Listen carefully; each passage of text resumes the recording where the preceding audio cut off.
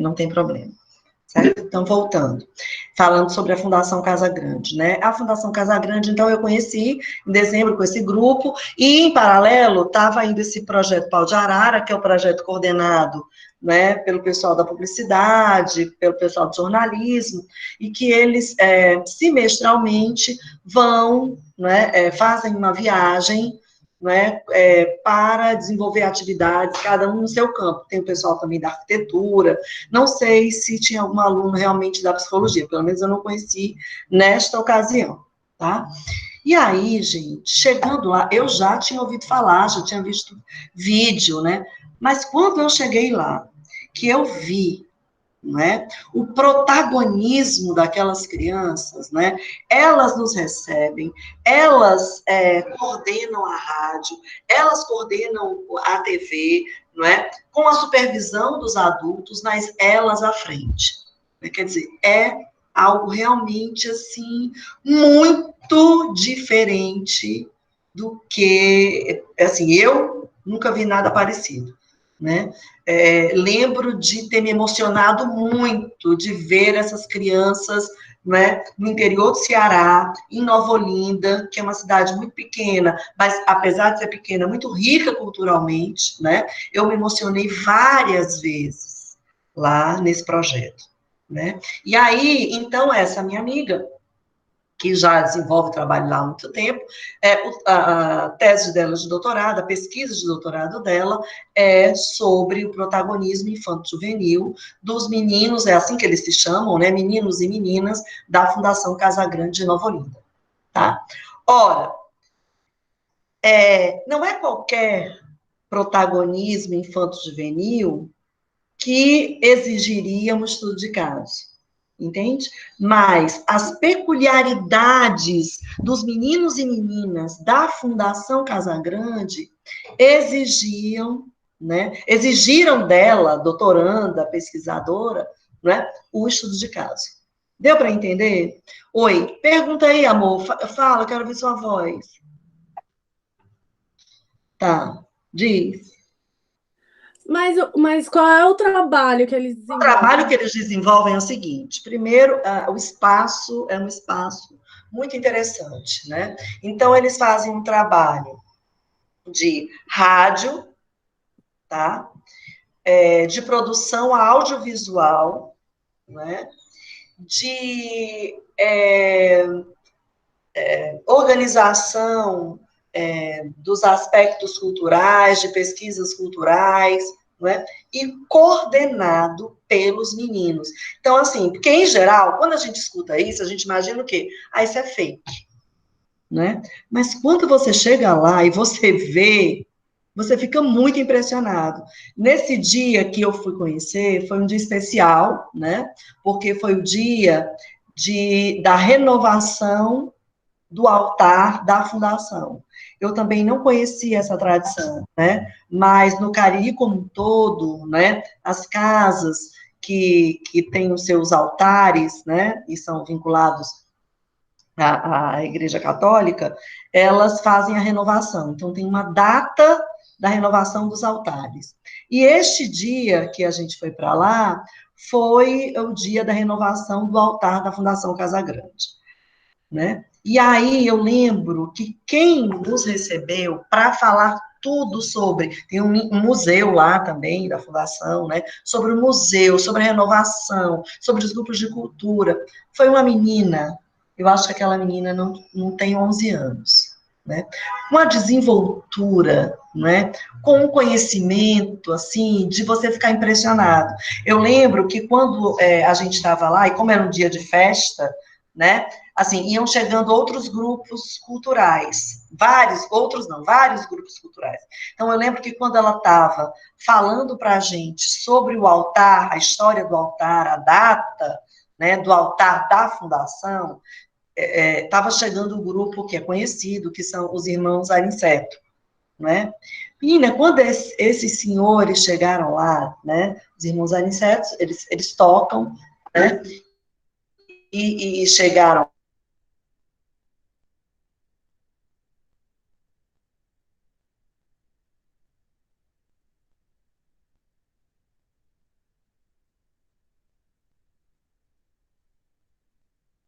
lá, ela parou, ela olhou e disse assim, vamos parar só um minuto, porque os irmãos Aniceto estão chegando.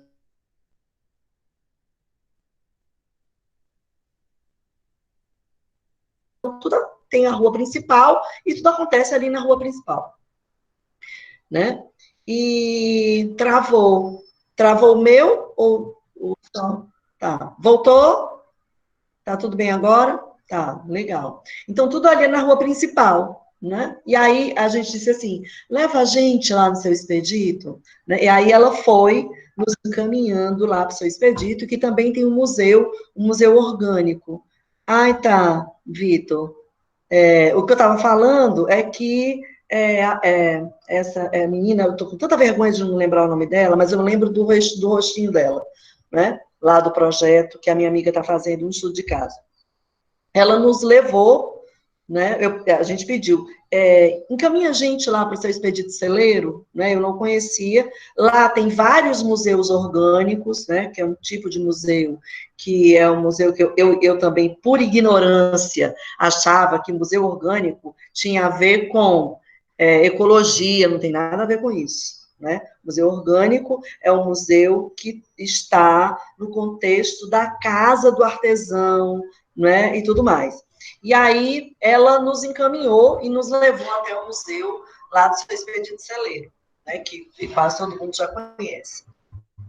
E chegando lá, as observações dela, né, como se ela fosse uma mediadora do museu do seu Expedito, né, eram de impressionar também.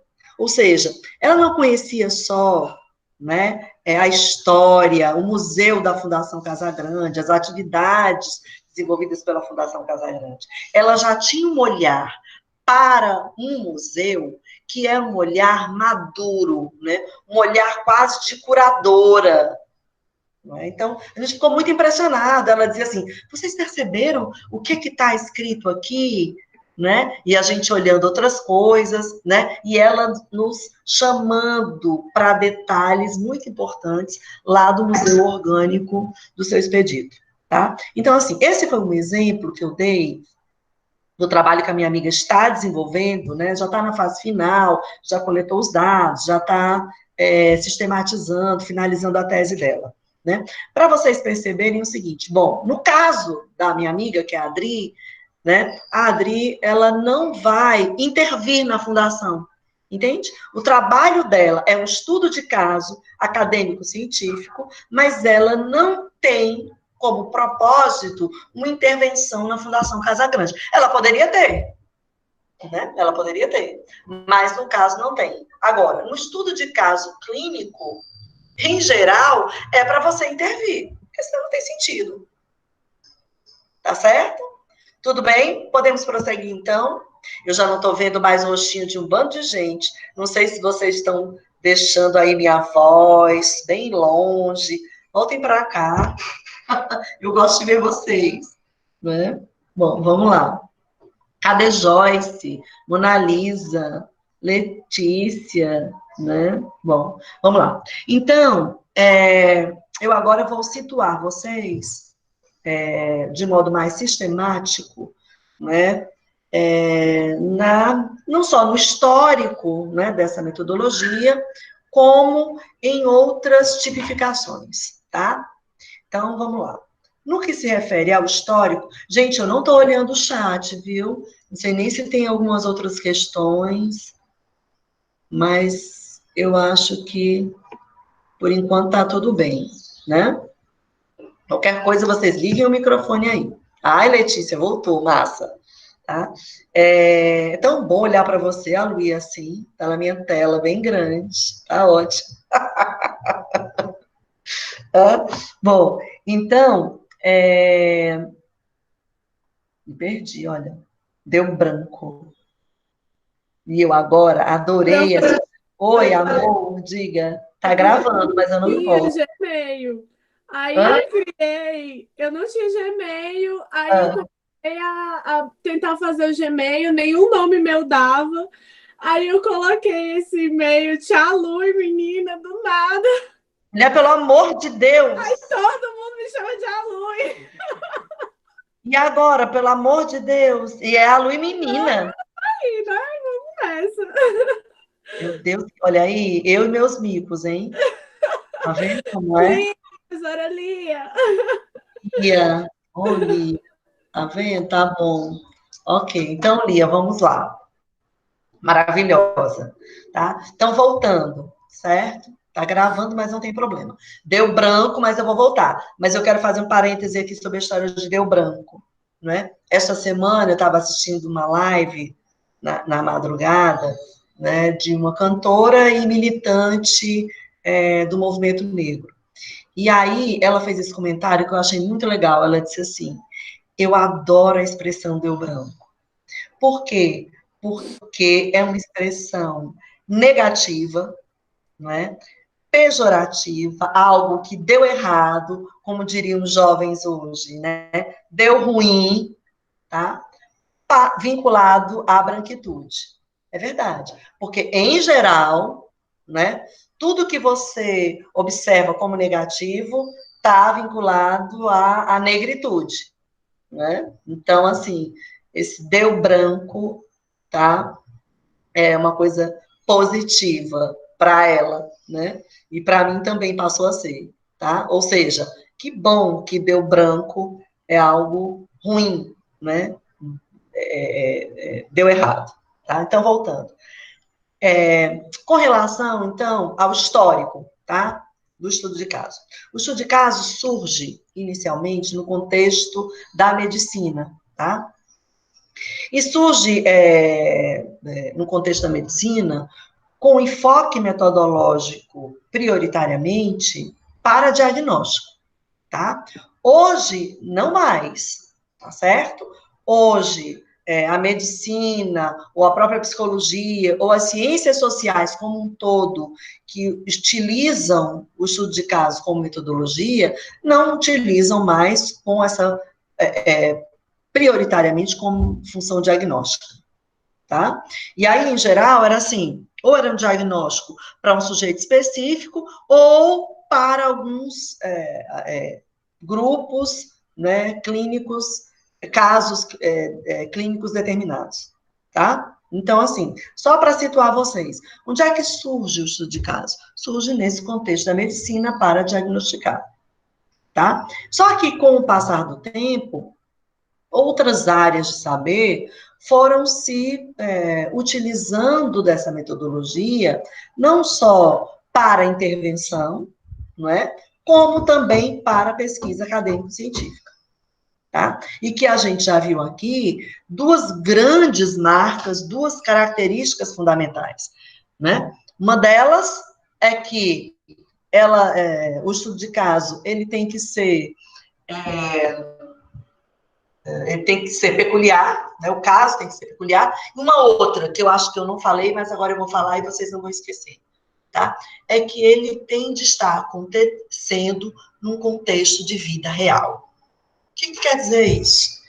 Isso quer dizer que eu não posso fazer um estudo de caso sobre, eu até comentei isso que eu acho que na última aula, né? Sobre algo que não está acontecendo, né? Então, o estudo de caso também, tanto clínico, claro, quanto o estudo de caso acadêmico-científico, eles têm de estar acontecendo, porque senão eles perdem o sentido. Aí eu vou abrir um parêntese aqui.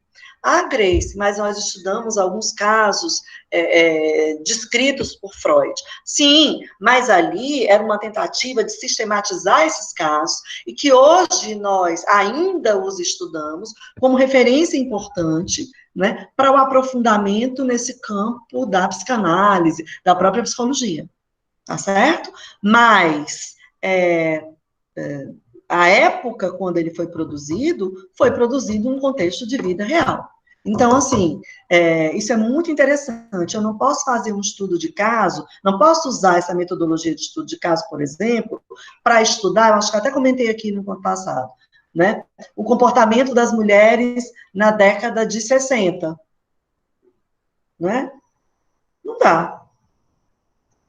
Tá? Eu tenho de utilizar essa metodologia para algo num contexto de vida real, que está acontecendo hoje. Tá certo? Então, essas são duas características que nós não podemos esquecer. Uma, que é no contexto de vida real, que está acontecendo agora, tá? E a outra, que tem a sua peculiaridade. Pergunta para todos vocês de AV2, tá? Quem responder já tem meio ponto. Brincadeirinha, brincadeirinha, não pode nem dizer que está gravado, tá? Vocês já sabem que eu brinco com isso mesmo, tá? Mas eu quero resposta no áudio, tá? A pergunta é a seguinte: ora, por que é que se justificaria, por exemplo, um estudo de caso único, em termos científicos?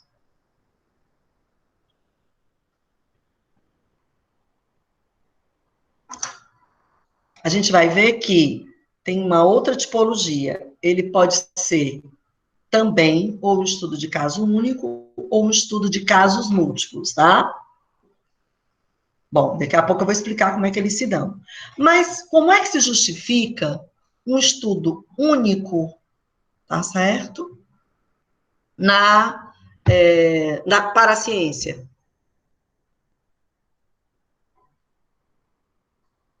Vamos lá. Vai, Vitor. Professora, isso foi uma pergunta? Foi. Tá. Foi uma pergunta. Então, a senhora quer que a gente explique o que é um estudo de caso único, não é isso? Não, isso eu ainda vou falar. Eu quero que vocês pensem no seguinte: ora, como é que eu vou utilizar o estudo de caso como metodologia acadêmico-científica para desenvolver pesquisa, tá? A partir de um caso único, né? Para que isso? Já que o caso é único. Eu imagino que, tipo, no caso, o estudo de caso não vai ter tanta relevância, né, na quantidade, até porque não tem como fazer estudo de caso de vários, né? Fechou. Então, a primeira coisa, eu acho que a gente tem que observar aqui, muito legal o que você disse. Estudo de caso, né? Ele se constitui enquanto uma metodologia qualitativa. Fechou. Pronto. Tá? Agora, eu posso ter um estudo de casos múltiplos, mas também na pesquisa qualitativa. Que aí depois eu vou dizer para vocês, olha, não podem ser muitos pesquisandos, tá? Mas vamos pensar ainda no caso único, tá? Como? Qual é a relevância ou como é que se justifica um caso único, que aí você disse muito bem, ele é qualitativo, então, no estudo de caso a gente também vai aprofundar determinadas questões, tá? Legal. Eu imagino. Mas como é que se justifica isso? Eu imagino que se justifica pelo fato de ser excepcional, né? De ser algo que não é muito visto nos casos ou visto... Legal, ou seja, numa palavra, legal. Primeiro, é um estudo qualitativo. Segundo, não é muito comum, então ele tem algo inaugural. Joia. Mas, né, a gente tem que pensar também no seguinte: ora, ele tem algo inaugural, é único, né? Mas, assim, a ciência, muitas vezes, né, ela pensa, deixa eu só ver o que o Pedro está falando. Ô, Pedro, você podia falar, em vez de escrever, porque... Calma, ele falou, pode ser o início da exploração de um novo campo e também levantamento de hipóteses. Legal, Pedro, massa. Pode ser exatamente isso. Pode ser assim, olha, o começo de uma nova pesquisa, ou então uma referência que vai ser importante para estudos futuros, ou uma referência importante para estudos que estão correndo em paralelo, né? Então, é isso mesmo, tá? Eu acho que o Pedro, né, e a Lia comentaram muito bem, né? Quer dizer, ele vai fornecer elementos importantes para estudos futuros, né? E também para ajudar na compreensão de outros objetos, né? Pedro aparece, você tinha aparecido e agora só está aí esse P aqui na tela. Cadê você?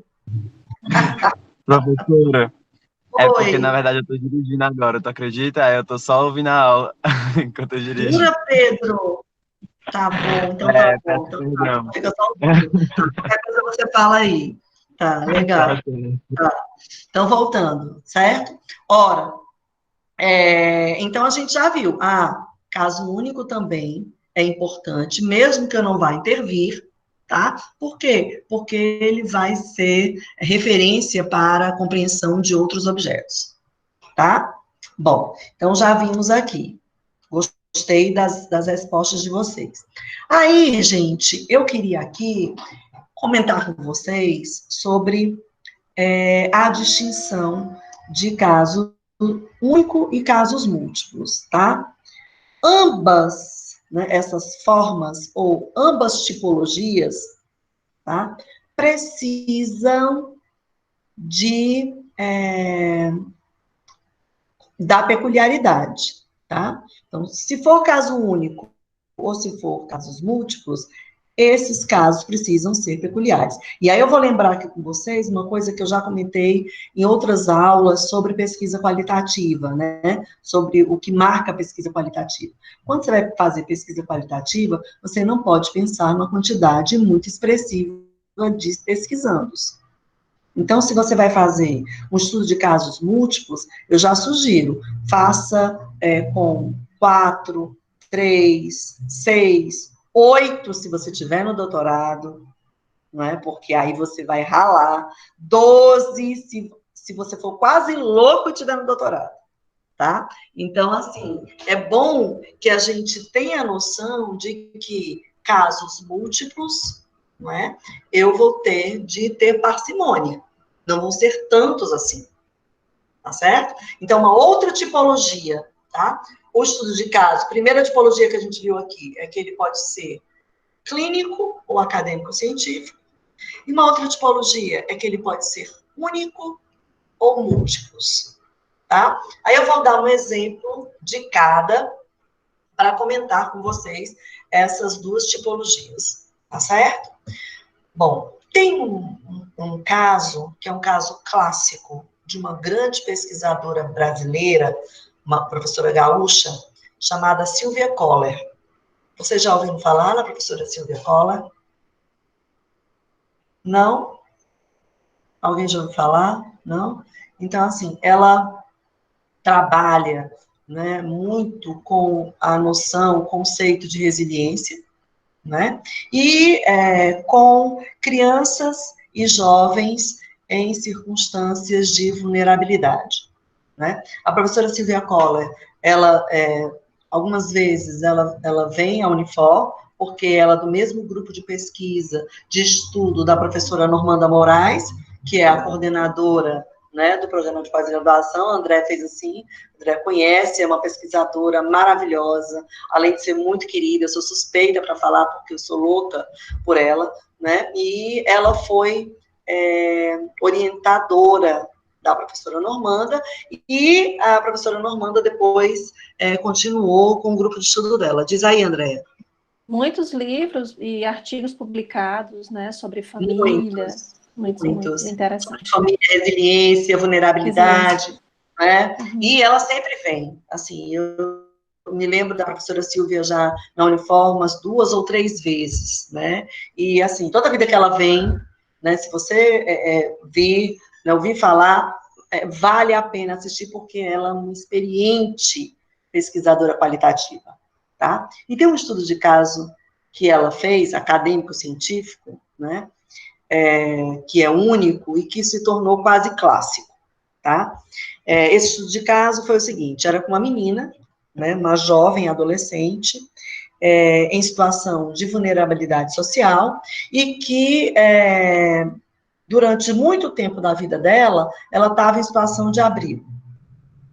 Essa menina, ela foi abandonada, né, com 1 ano e 7 meses, não tinha contato com nenhum familiar, nem familiar materno, nem familiar paterno, né? E ficou em situação de abrigo até o período próximo ao período da pesquisa. Por que eu vou de próximo? Porque quando a professora Silvia foi fazer a pesquisa com ela não estava naquele momento em abrigo, porque tinha acontecido uma situação trágica, né, com ela, e ela resolveu ficar na rua naquele período, tá? Então, assim, primeiro, a gente já observa o seguinte, olha, será que é peculiar só porque, terrível isso, é peculiar porque essa jovem, ela foi abandonada, né, pela mãe e porque ela está em situação de abrigo? Não, o peculiar vem agora, tá? É porque essa menina, né, essa adolescente, ela morou em vários abrigos e não tinha, na sua narrativa, nenhum discurso de ressentimento com relação a esses abrigos. Já começa a peculiaridade daí, tá? Segundo, era uma menina que, apesar de todas essas adversidades, ela tinha projetos, algumas vezes ela interrompia esses projetos e voltava a esses projetos, né? Então, por exemplo, ela seguiu os estudos, de vez em quando ela saía do contexto escolar, mas depois ela voltava para a escola, né? Então ela permanecia com esse projeto. Então isso tem a ver também com essa noção de resiliência, tá? E aí traz uma peculiaridade, outra, né? Além do discurso, da narrativa não ressentida do contexto de abrigo, né? Em nenhuma circunstância.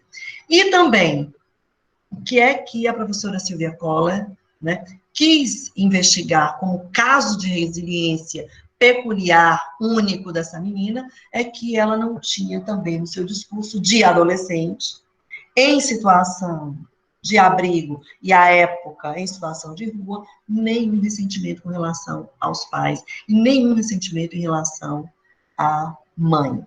Ao contrário, né?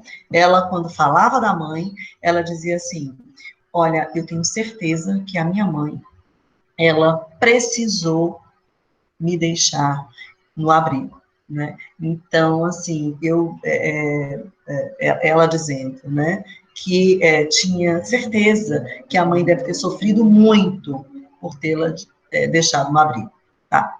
Outra peculiaridade, olha, se a Silvia Kohler, né, pesquisa resiliência junto a jovens, crianças e adolescentes, né, e jovens em situação de vulnerabilidade e abrigo, esse caso, né, dessa adolescente realmente é um caso único, tá? E foi uma pesquisa, e é uma pesquisa até hoje, não é? Assim, muito importante para estudo de resiliência, certo?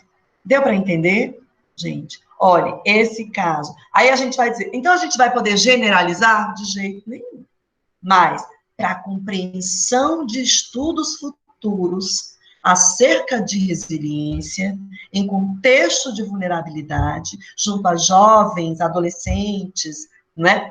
Esse caso, ele não pode ser, como é que eu diria? Você não pode deixar de ler, você não pode deixar de estudar. Ele vai ser paradigmático. Deu para entender?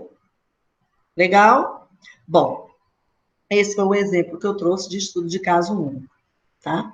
O outro exemplo foi de um trabalho que, assim, eu acompanhei porque foi de uma colega de vocês, da psicologia, que à época estava no mestrado, né? Ela era orientanda da professora Clara, com co-orientação da professora Celina, e ela trabalhou nesse contexto, né, educacional com jovens, adolescentes, que eu não lembro exatamente, eu fui da banca dela, né, assim, eu até gosto de brincar, que eu digo assim, gente, essa banca, né, eu não vou esquecer, que é da Renata Pires Bessa, o nome dela, né, da Renata, porque foi a primeira banca que eu participei com Jerusalinski, né, então, assim, primeira banca com livro, a gente nunca esquece, né? Tô brincando, tá? Mas, assim, foi um trabalho muito interessante, esse trabalho que ela fez. Então, eu não me lembro se foram com 8 tá? Mesmo no mestrado, os foram com 12. Mas, assim, quais eram as características desses casos múltiplos, tá? Vamos supor que fossem 8. Tá? Eram jovens, tá? Do ensino médio, que tinham, desde o primeiro ano, eles ficavam de recuperação em mais de 5 matérias, tá? Mas, ao mesmo tempo, esses meninos, todos eles que ela investigou, além da língua materna, eles falavam fluentemente mais 2 línguas estrangeiras, tá? Esse grupo que ela investigou. E também tocavam instrumentos musicais, tá? Com muita habilidade. Bom, aí eu vou lançar uma questão aqui para vocês, tá? Quando a Renata, né, foi para a primeira qualificação dela, lá no mestrado, antes da defesa, a banca levantou uma questão para ela que foi a seguinte: Renata, como é que você vai nomear esses meninos, né? Esse grupo, né? Esse estudo de casos múltiplos que você está estudando? Porque a escola a gente já sabe como é que chama, né? Como é que a escola, em geral, chama meninos que têm essas características aí? Hein, gente? Vamos lá. Câmbio. Cadê vocês? Como é que a escola chama esses meninos em geral? Esses que ficam em recuperação, em mais de 5 matérias, várias vezes. Como é que a escola chama? Ô, gente. Lia, Joyce, Letícia. Hein? Como é que a escola chama? Bia, vai. Que tem dificuldade de aprendizagem, professora. Alunos meninos com dificuldade não são... de aprendizagem. Essa é uma escola muito politicamente correta, né? Tudo bem. Mas, assim, como é que nos bastidores da escola se chama esse menino? Né? Que é isso, Letícia? A criança problema, né? Atrasado. Delinquente, talvez. Atrasado. Né? Diz aí, Marcos. Diz, Joyce. Atrasados mentalmente.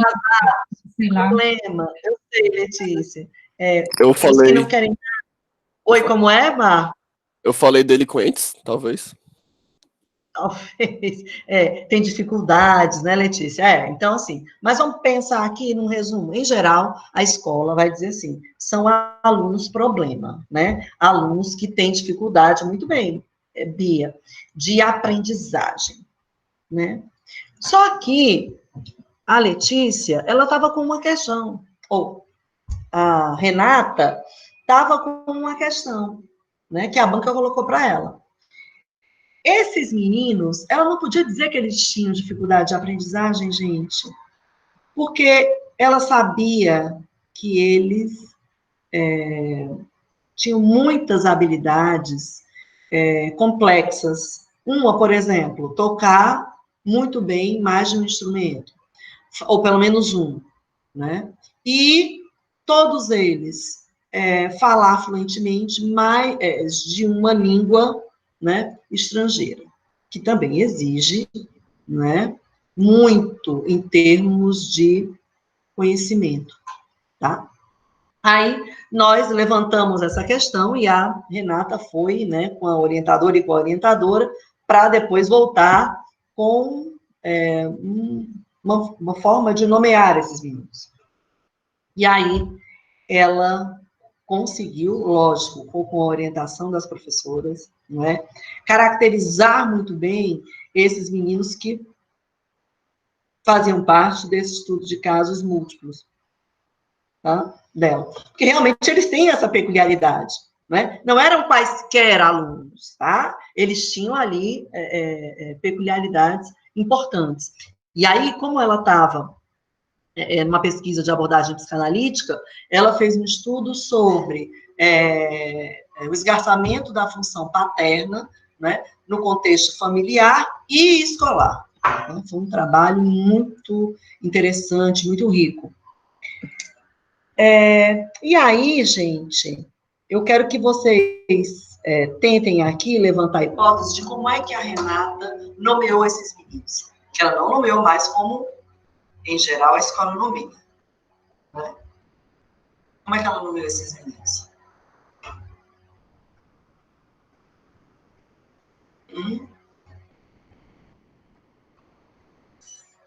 Vamos pensar. Diz, Mar.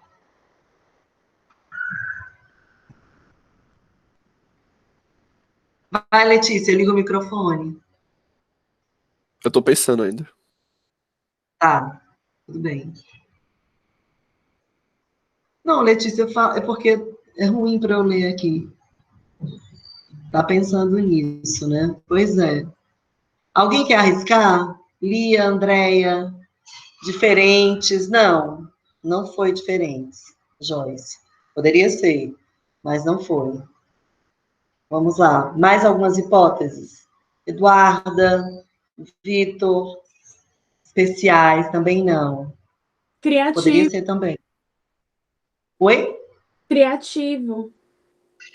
Eles são criativos, né? Eles têm altas habilidades, Letícia, mas ela não poderia desconsiderar que eles estavam, desde o primeiro ano, né, até o período da pesquisa, em recuperação recorrente em mais de 5 matérias, né? Entendi. Ou Eduarda, com dificuldade de adaptação, quase, né? Eu vou dizer, tá? Para a gente poder avançar.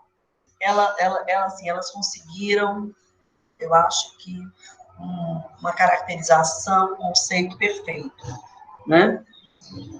Elas disseram assim, são estudantes, né, que não estão investindo no conhecimento escolar. Olha aí como o conceito, né, ele caracteriza, né, sem desconsiderar as outras formas, né, e é muito, assim, sutil, tá? E esse estudo de casos múltiplos da Renata, né, também é um estudo que eu considero, né, Letícia, eu acho que não é só mais suave, como eu acho que ele dá conta, né, de modo mais adequado das circunstâncias dos meninos, não é? Porque realmente eles investiam em outros conhecimentos, eles não estavam investindo no conhecimento escolar. Tá? Até para você conduzir, é muito melhor que você consiga nomear, né? Já que a nomeação, muitas vezes, ela classifica, e nesse contexto, de modo pejorativo, negativo, a gente tem que ter muito cuidado, né? Então, assim, esse cuidado da pesquisadora também foi muito importante, né? Eu acho, né? Eu não sei também se vocês... ficou muito surpresa positivamente quando ela veio já com a dissertação, né, com esse conceito, porque foi uma coisa que foi lançada para ela, né, e aí ela e a banca resolveram muito bem, né, o Jerusalemski, eu lembro, elogiou muito, né, esse trabalho, né, e ficou um trabalho muito bom mesmo. Então, assim, eu trouxe esse exemplo para a gente não esquecer, né, essas duas tipologias, o estudo de caso único, que foi esse da Letícia Koller, né, e o estudo de casos múltiplos, que foi esse da Renata, né,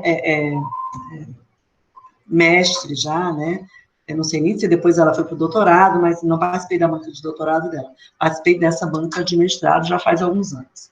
Tá? Então, assim, esses dois casos, eles nos situam em termos dessa tipologia, tá? Então, assim, agora, eu queria já dar as orientações, né, para a nossa atividade do próximo encontro, tá? O nosso próximo hangout, como é que ele vai acontecer? Vai acontecer com a apresentação de um trabalho que eu vou pedir para vocês fazerem. Não é um trabalho complexo, não é um trabalho difícil, não é? É algo que vai fechar essa nossa reflexão sobre estudos de casos, tá? Depois eu vou colocar também um torpedo, tá? Mas eu já vou dar a orientação aqui. É o seguinte, eu quero que vocês pesquisem, tá? Nas bases de dados científicas, a exemplo de Cielo, Google Acadêmico, BVS, PC, um artigo que tem utilizado a metodologia estudo de caso, não é? No âmbito da psicologia. Ah, Grace, pode ser um que eu tenha feito? Não, eu quero algo que você leia, que tenha utilizado a metodologia estudo de caso. Também quero explicar que muitas vezes vocês podem, por vezes, vocês podem imaginar o seguinte, eu vou fazer uma busca de um artigo sobre estudo de caso. Não é.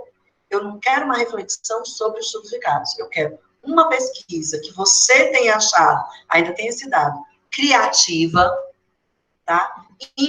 Interessante, no âmbito da psicologia, e que tenha utilizado a pesquisa, a metodologia de estudo de caso. Então, eu não quero que vocês venham para cá, no próximo encontro, com o resumo, por exemplo, de um artigo que faz a meta, um artigo sobre meta-estudo de caso. Não, não quero. O que eu quero é um artigo da psicologia, tá? Seja em que abordagem for, que tenha utilizado estudo de caso. Pode ser único, pode ser múltiplo, pode ser um estudo de caso clínico, tanto faz. Agora, tem que ter uma outra característica, o que é? Que você tenha achado criativo. Aí, o que vocês vão fazer? Vocês vão ler o artigo na íntegra, tá? E vão trazer o resumo para apresentar. Então, a dinâmica da nossa próxima aula vai ser a apresentação de vocês desse resumo do artigo. A minha sugestão, não leiam só o resumo, porque como a gente vai trocar, não é? Eu vou perguntar, quanto tempo ela ficou no campo, né? Quais foram as considerações? E o resumo que está lá, né, que vai ser só o seu direcionamento, não vai trazer essas informações. Deu para entender? Beleza? Eu vou só Então, parar aqui. Então, a gente vai ler o resumo, apresentar o resumo. Deixa eu só parar aqui a gravação, gente. Só um minutinho.